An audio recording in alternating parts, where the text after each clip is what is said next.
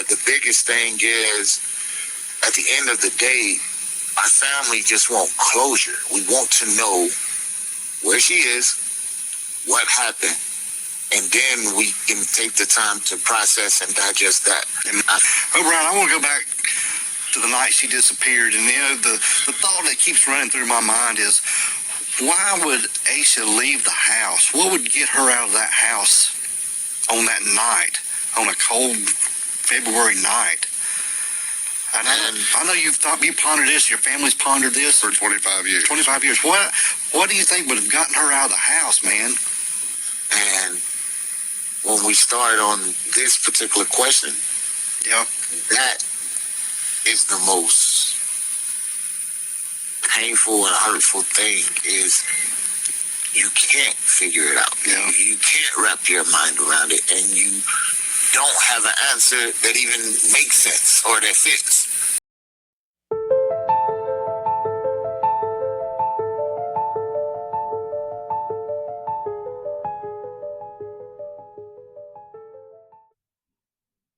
This is Debbie.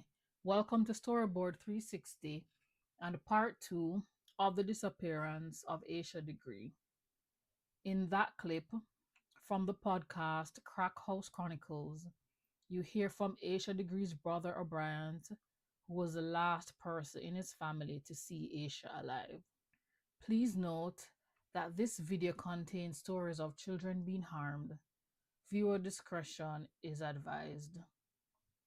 Just to recap, Asha Degree was 9 years old when she left her family home between 2:30 and 3 a.m. on February 14, 2000, which was also Valentine's Day and her parents' 12th anniversary. In the early hours of the morning, Asha's brother O'Brien heard Asha get up and use the bathroom, and then he heard her bed squeak. Investigators believe that Asha left the house on her own with a bag that she had previously packed. An important reminder is that the Degree family lived in the rural section of Shelby, North Carolina, at 3404 Oak Crest Drive, which was about 1.5 miles or 2.4 kilometers from the part of the Highway 18 where Asha was last seen walking. This information will be important to remember when we are discussing the main suspects in this case. It is important to note that Asha's basketball team had experienced their first loss of the season, which was likely due to Asha fouling out. Investigators and Asha's parents question whether this loss was linked to her leaving the house, since she was devastated by the loss, which occurred on Saturday, February 12, 2000, 2 days before her disappearance. 26 years later, no evidence has surfaced indicating why Asha left or that she was planning to meet someone. There were many eyewitness accounts of seeing a young girl walking alone along Highway 18 between 3:30 to 4:30 a.m., which authorities and others believe to be credible sightings of Asha. Besides eyewitness sightings, the first major discovery was of items belonging to Asha, which were found in a shed owned by the Turner family. The discovery was made the same week 9-year-old Asha disappeared, and the site was close to where eyewitness Jeff Rupp had seen Asha run or walk off the highway into the woods.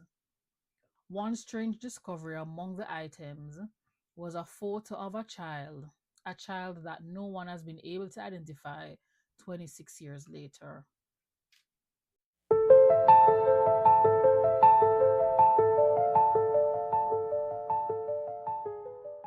We now continue with part 2 of the case. So I'm going to talk about a book titled The Whipping Boy. So this book was being read by Asha for school, and some people wonder if this impacted her decision to run away.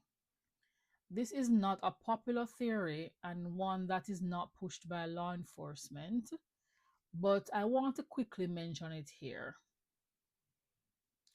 In summary, There is a prince who no one is allowed to discipline.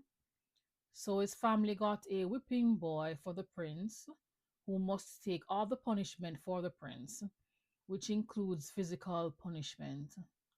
One day, the prince makes the decision to run away and demands that the whipping boy acts as his servant. When the young boys run away, they get into different adventures, including the whipping boy pretending to be the prince. Eventually, the prince and the whipping boy return to the castle, where they live as best friends. Make what you will of that story and try to determine how relevant you think it is to Asia's disappearance.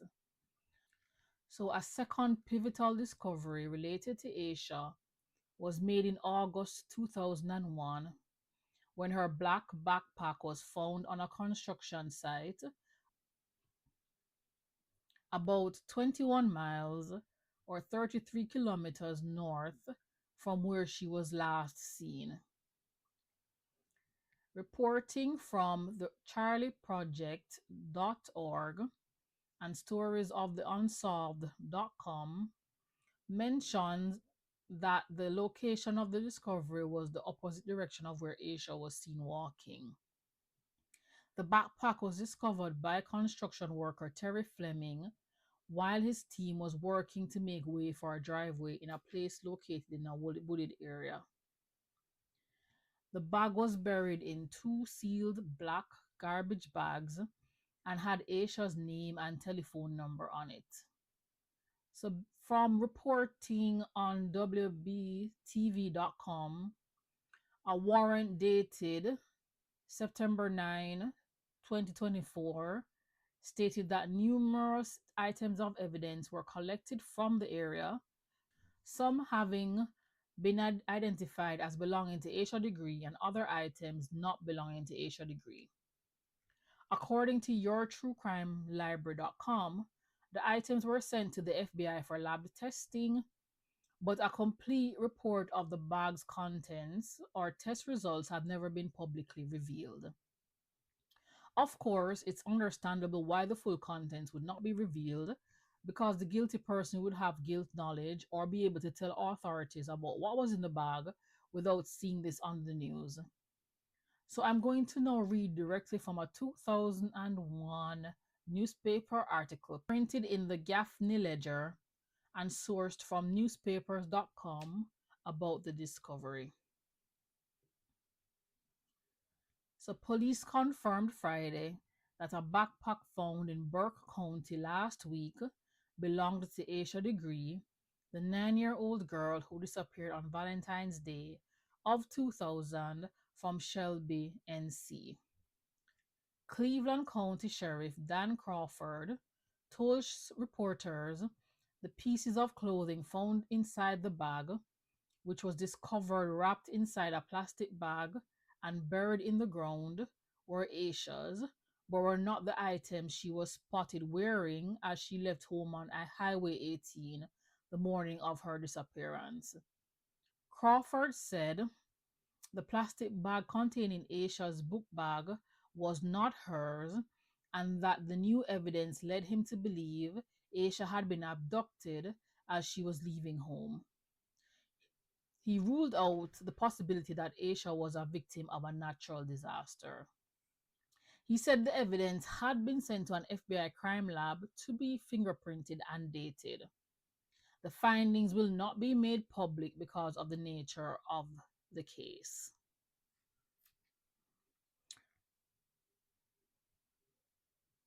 So, despite the fact that a complete report about the contents of the backpack has never been revealed to the public, in 2018, 17 years after the backpack was discovered, the Cleveland County Sheriff's Office, which is the main investigating agency, released a video asking the public to help identify two items: a red and white New Kids on the Block t-shirt, and this is a boy band from the 80s that is active today, and a Dr. Seuss book titled Mac Elligott's Pool. It has been confirmed that the book came from the library at Asia's elementary school But unfortunately, the school records do not go back as far as year 2000, so they cannot identify who bore the book. As we have seen in many unsolved cases, police will hold on to evidence for many years before showing what they have and then asking for the public's help. So a point that was raised by yourtruecrimelibrary.com, which I thought was a very good point, is that if the book was found in 2001, the records would have been available. So either no search of the records was performed in 2001, or the book was not found at the same time as the backpack, which is a very good point that you're making. And if the book was not found with the backpack, where did they find the book? And if they actually found the book in 2001, why wasn't a search done at that time? So more questions coming up here. So another mystery in this case is that Asha's parents stated that the items, that's the t-shirt and the book, did not belong to Asha, and this is why the public was being asked to help identify them. So in May 2016, the FBI and the Cleveland County Sheriff's Office released a new tip related to a possible sighting of Asha Degree, a tip that will come into play again when I talk about the main suspects. So the FBI and Cleveland County Sheriff's Office reported that someone matching Asha's description was seen getting into a conspicuous vehicle along Highway 18 where other witnesses last saw her. According to FBI.gov, the vehicle is described as a dark green, early 1970s Lincoln Mark IV, or possibly a Ford Thunderbird with rust around the wheel wells. By releasing this tip, these agencies were asking anyone who saw anything similar related to this vehicle or Asha to come forward with information. After the backpack was discovered and the tip about Asha being seen going into a green car was received, beliefs that Asha was harmed after she left her home became stronger. Why this tip was not reported closer to Asha's disappearance is difficult to understand and leaves a lot of unanswered questions. While authorities have already targeted the main suspects in this case, I'm going to quickly review some of the earlier suspects.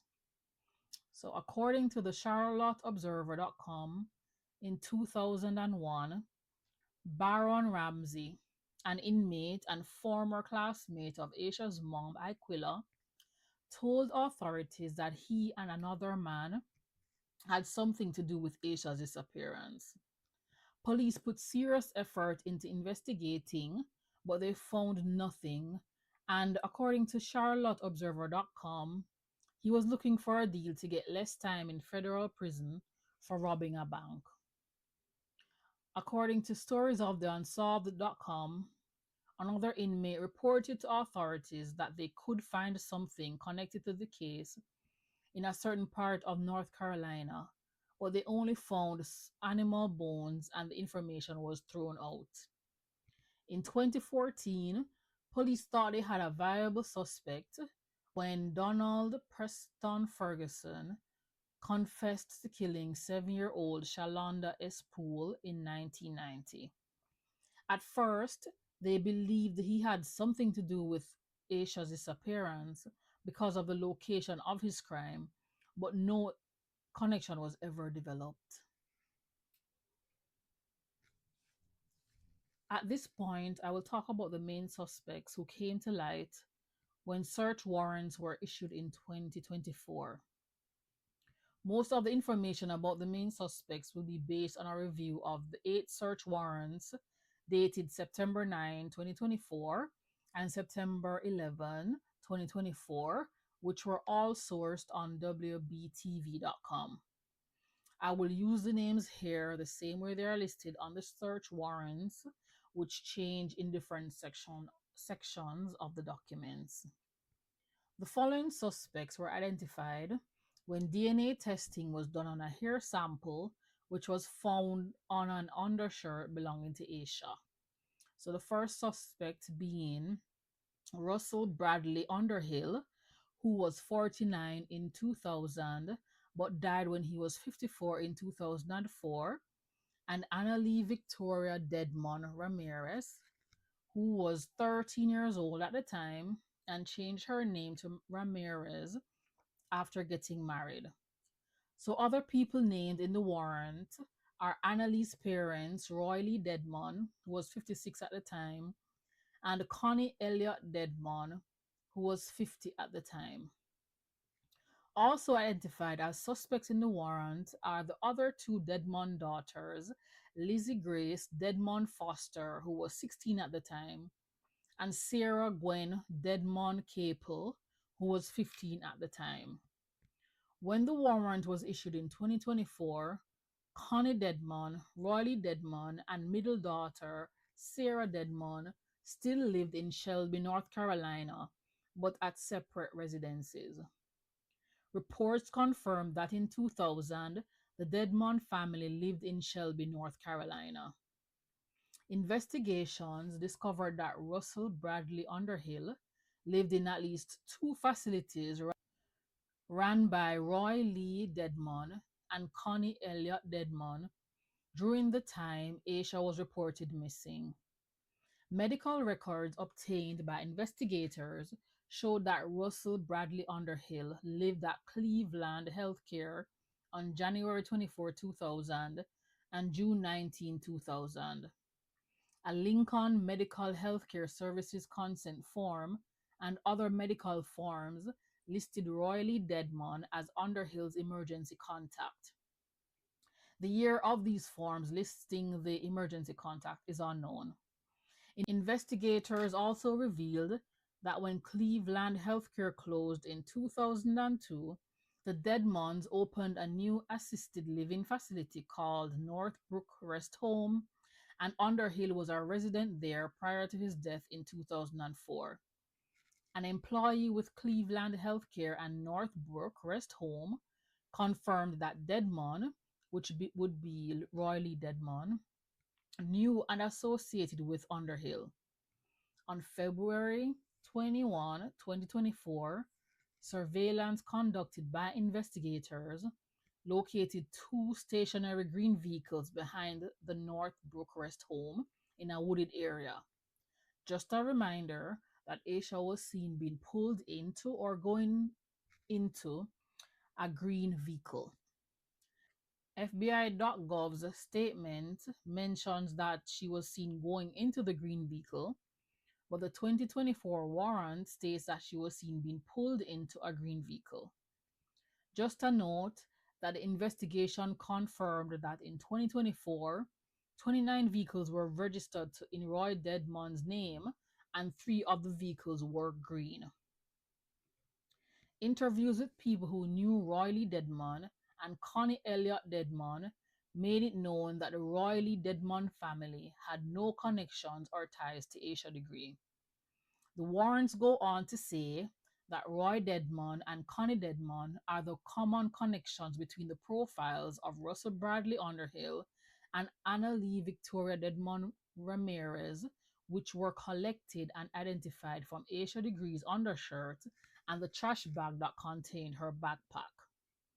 The warrants state that due to the ages of the 3 daughters at the time, investigators believe they had help from their parents to execute and or conceal the crime. The warrants also mention that based on their findings, investigators believe that Asha Degree is a victim of homicide with her body concealed. During an investigation on May 23, 2023, an employee with social services confirmed the following.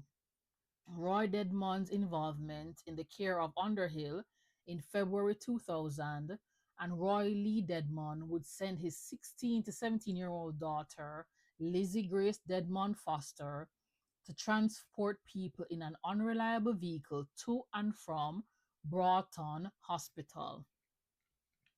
Investigators discovered that Roy Lee Dedmon's residence of 621 Cherryville Road, Shelby, North Carolina, is 3.7 miles or 5.95 kilometers or 6 minutes from the last location where Aisha was seen by a witness in the vicinity of Falston Road slash Highway 18 and Wallace Grove Drive.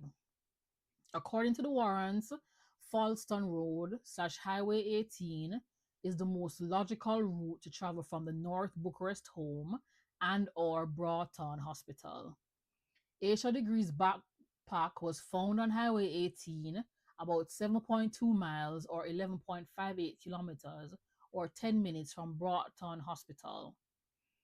Just a note that the family has another residence located at 601 Cherryville Road in Shelby.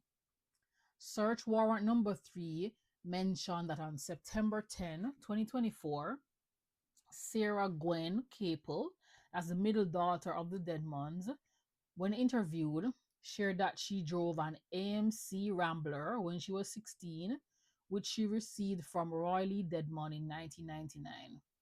The 1964 AMC Rambler is very similar to a 1970s Lincoln Thunderbird. As stated before, Aisha was seen by a witness being pulled into a green 1970s Lincoln Thunderbird or similar model.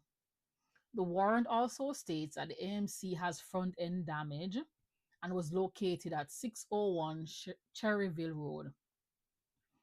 Warrant number 3 also states that the current occupant of 601 Cherryville Road, who had lived there for 5 years, was interviewed on September 10, 2024, and he revealed that there were 3 padlocked rooms that remained locked since he moved in, as he was told by Rawley Deadman that his personal belongings were in those rooms. On September 11, 2024, Laura Deadman shared that several years ago she saw Riley Deadman digging a chest deep hole on the 601 Cherryville Road property. So I was not able to confirm how Laura Deadman was related to the Deadmans. On the same day that Laura Deadman shared the information, an investigator noticed a 68-inch hole in the ground where it was obvious that the ground had been disturbed. So, warrant number 3 states that it is probable and likely that Sarah Gwen Deadman Capel removed personal effects and or evidence pertaining to the investigation of Asha Degree's disappearance when Sarah moved residences. The warrants show that during the investigation of 4 properties and rest home, the following items were seized. So DNA samples from Connie Deadman, Roy Deadman, and Annalie Deadman Ramirez, cell phones, laptops, a human tooth, paperwork, computer towers, various VHS tapes, digital photos, cassettes, one notebook, journals written by Lizzie and Annalie Deadman, film, digital and disposable cameras, transport logs, a green AMC Rambler, black trash bag, Carhartt brand jeans, rifle, children's clothing, flash drive, floppy disk, computer, CDs, external hard drive, a gray Jaguar, and 2 earrings. So I'm not sure if they also collected DNA from the other daughters. So that I didn't do. I did not. I wasn't able to verify at the time of my research, and maybe I'm sure the information is there, but maybe I overlooked it. I'm not sure. So the Deadmans have all denied knowing anything about what happened to Asha Degree, and according to WBTV.com, Roy Deadman's lawyer alluded to Underhill in his press conference, saying that he may be the one who knows what happened to Degree. The attorney said the search would sadly link a person to Degree's disappearance who's no longer living. I say, how convenient. An online article by CNN.com, it was reported that a witness told investigators that once at a party in the mid 2000s, he noticed eldest Deadmon's sister Lizzie, sobbing and bawling while she was extremely intoxicated. According to his witness, Lizzie said, "I killed Asha Degree," and then he heard Sarah tell Lizzie to shut the F up while she grabbed her head. The witness added that this behavior was out of character for Sarah. According to CNN.com, this witness account was documented in a warrant, and the witness was subjected to a polygraph test which he passed. While I don't believe that polygraph tests are reliable, I'm glad that this statement was documented and added to a warrant. So once again, I ask, why was this tip not reported close to the time when Asha Degree disappeared? One thing I wanted to mention is, the attorney who was having his press conference, and I didn't, of course, listen to all the full press conference, but I just wonder why he referred to her as Degree instead of saying Asha Degree. That didn't sit well with me. Just wanted to mention that. Investigators gained access to Lizzie's iCloud account, and multiple messages of interest between the sisters were highlighted by police. According to CNN.com, it is alleged that on September 10, 2024, when police started their search for evidence, Sarah began texting with her sister Lizzie. So I'm going to now read the various text messages that were sent between the sisters. And according to ShelbyStar.com, following a phone call from Anna Lee Deadmon Ramirez, Anna Lee texted Lizzie. Search warrants have the following. So Anna Lee, "I'm so sorry I just said all that. I'm just in complete shock. Lizzie, it's okay. I'm leaving school." So the next set of messages were from WBTV.com. So September 10, 2024, so the same day. So Sarah Deadmon Capel to Lizzie Grace Deadmon Foster. "They think it's our shirt. It's not her shirt." Sarah to Lizzie. "Her mom said it wasn't hers." Sarah to Lizzie. "I don't remember that shirt. I'm scared though. That is probably going to be a huge suspect." So these next two text messages are from QCnews.com. So text from Sarah to Lizzie. "Can you talk?" Text from Sarah. "This is a nightmare. I'm like shaking and can't walk now either." So now the rest of the text messages are going to be from WBTV.com. September 11, 2004. So Anna Lee to Lizzie. "Lizzie, you don't need to be talking to anyone. I'm at the lawyer's office now." Anna Lee to Lizzie. "They advise we should all not talk to them." And then Anna Lee to Lizzie again, "without representation." Lizzie to her ex-husband. "This is going to get nothing but worse." Lizzie to her ex-husband. "I'm talking to my doctor at 5 to get something for my nerves." Lizzie to her ex-husband. "I'm just so worried, so worried." Lizzie to her ex-husband. "I mean, it's a nightmare that's going to keep getting worse. I can see nothing good happening anytime soon, and I'm an optimist." Ex-husband to Lizzie. "Oh no, I hate it for y'all." Lizzie to her ex-husband. "There's no way this is going to be okay." So September 12, 2024. Lizzie to Sarah. "I just talked to David Teddy, that's the family's lawyer." Lizzie to Sarah. "The theory is I did it." Lizzie to Sarah. "Accident, covered it up."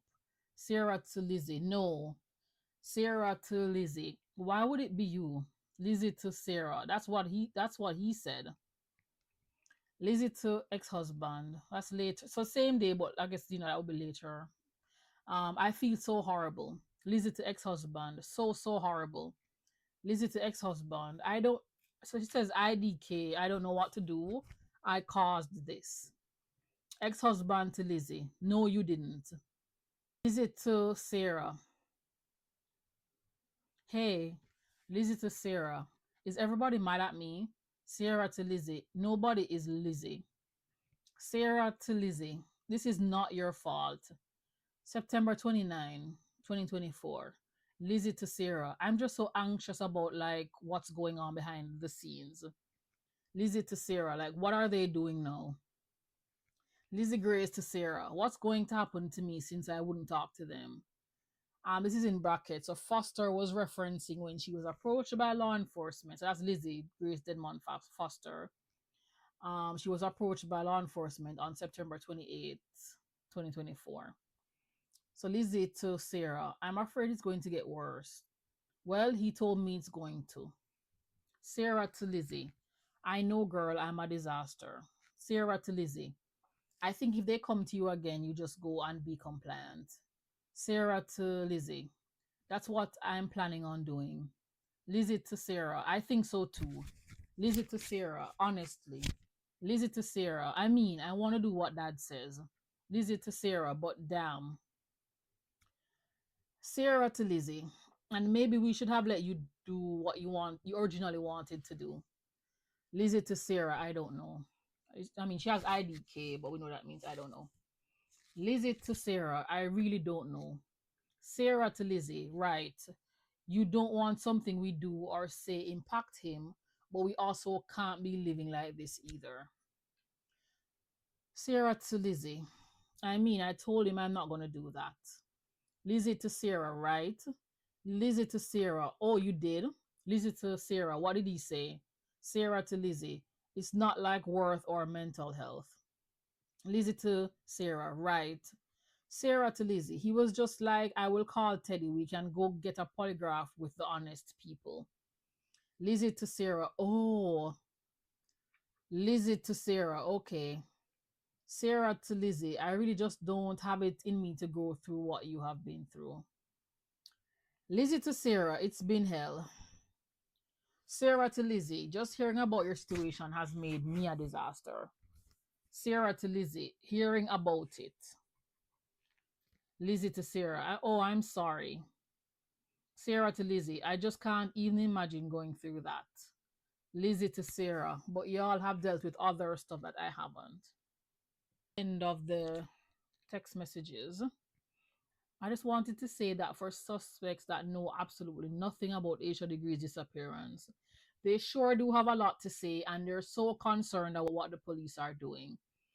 All I can say is personally, if I'm innocent of something, I don't care what the police are doing and I'm going to talk to them. Of course, with representation, it's okay to get a lawyer. But if I'm innocent, I'm going to go with my lawyer to clear my name so I'm no longer on the suspects list. But that's just me. Sadly, despite strong evidence against the suspects, no one has been arrested or charged for Asha Degree's disappearance.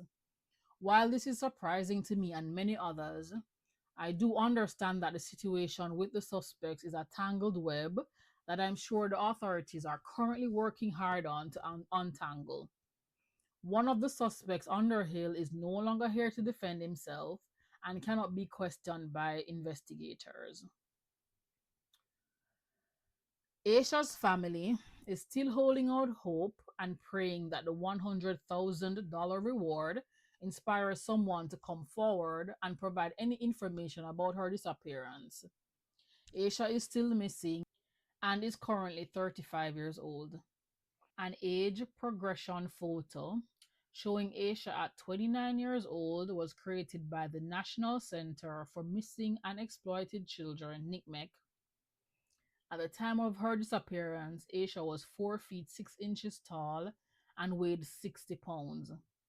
The Cleveland County Sheriff's Office is the primary agency investigating Asha Degree's disappearance, and they are being assisted by the FBI and North Carolina State Bureau of Investigation. I can only imagine how painful and frustrating this journey has been for Aisha's family. While I assume the family appreciates the continuous movement in this case, I cannot imagine the pain that this nightmarish roller coaster experience has caused. For 26 years, the family has had to endure the uncertainty of every new discovery in this case. Also, they have had to endure being under a microscope.